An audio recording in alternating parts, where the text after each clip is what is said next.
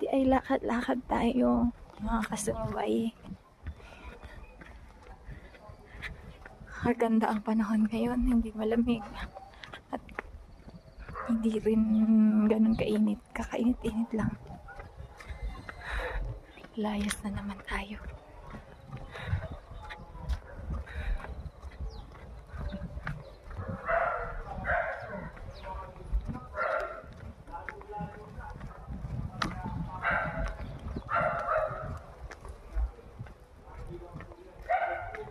Ito ang back to Ciudad life.